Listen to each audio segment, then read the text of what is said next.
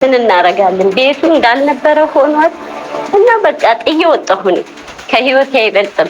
አላመንኩትም። በቃ አሁን የመጨረሻ አላመንኩትም።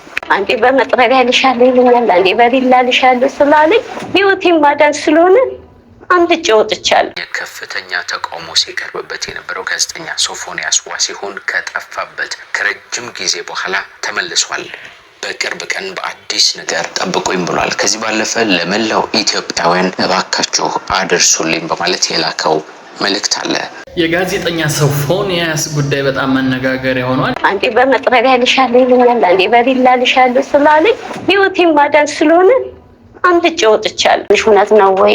ብዙ ነገር በቃ ራሴን እስከሚያመኝ ድረስ ማለት ያሳለፍኩትን ራሴን የማውቀው ቤተሰባውን በፍጹም እኔ እንዳደርሽ ነው ያሉኝ።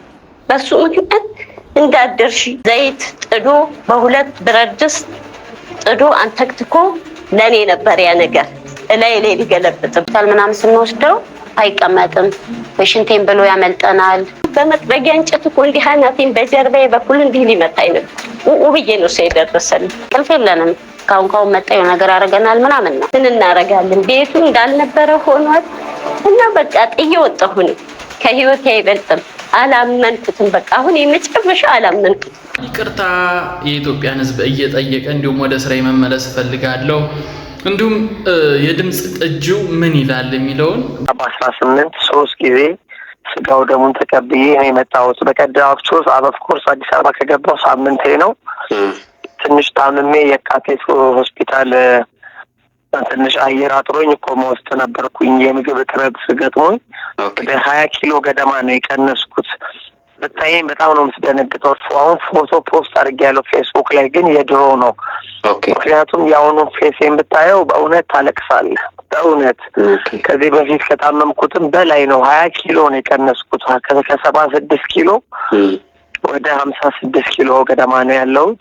ትክክል አይደለሁም። በቃ ያንገዳግደኛል። የምግብ ፍላጎትም የለኝም። ኦኬ። በጾም በጸሎት ነበር ከዛ ቦታ ላይ በጾም በጸሎት በሱባኤ የቆየሁት። መንፈስም ያንን ነበረ። መንፈሱም ተናገረ። ኦኬ። ማለት ነግረው ቃል ሰው አልነገሩኝም። አይ ብቻ መንፈስ ነበረ፣ እያስጮኸ ነበረ።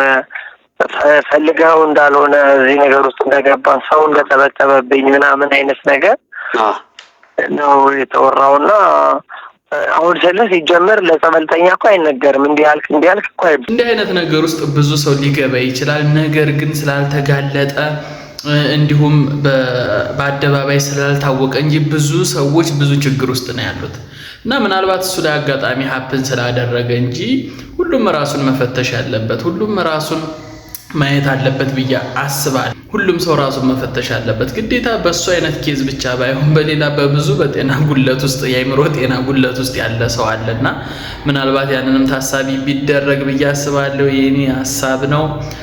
በቀጣይ በአዲስ ቪዲዮ መለሳለሁ። ቴንኪው